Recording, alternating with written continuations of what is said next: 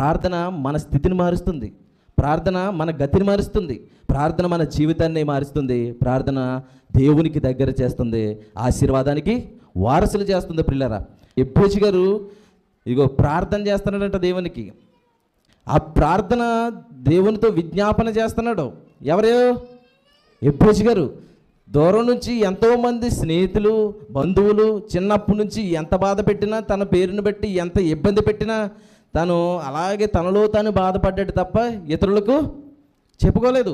కానీ ఎవరికి చెప్పుకుంటున్నాడో తెలుసా? దేవునికి చెప్పుకుంటున్నాడు. మనము కూడా మనకు వచ్చే ఇబ్బంది, మనుషుల వలన ఎన్నో ఇబ్బందులు వస్తుంటాయి, మనుషుల వలన ఎన్నో సమస్యలు వస్తుంటాయి. కానీ ఆ సమస్యను పట్టుకెళ్ళి ఇంకో మనిషి దగ్గర చెప్పడం వల్ల ఈ సమస్య ఇంకేమైపోద్ది? ఇంకా పెద్దదైపోద్ది. ఆడేళ్ళు ఇంకొకటి చెప్తాడు, ఆడేళ్ళు ఇంకొకటి చెప్తాడు, అలా జరిగిందంటే ఇలా జరిగిందంట. సింపుల్గా ఏదైనా చిన్నది ఇలా ముళ్ళు గుచ్చుకుందనుకోండి, ఎందులోనే లారీ ఎక్కేసిందమ్మా చేయకంటారంతే. ఇంకో దిక్కున ఇంకో ఆవిడ దగ్గరికి వెళ్ళిందనుకోండి, అతను దేంట్లోనే పెట్టేసాడంట, 2 లారీలు వచ్చి గుద్దేసుకున్నాయంట. అంటే ఎలాగెళ్ళిపోతుంది? మనుషుల దగ్గర ఉంటే సమస్య ఇంకేమైపోతుందట? పెద్దదైపోతుంది. ఈ సమస్యను ఎక్కడ తీర్చుకోవాలి?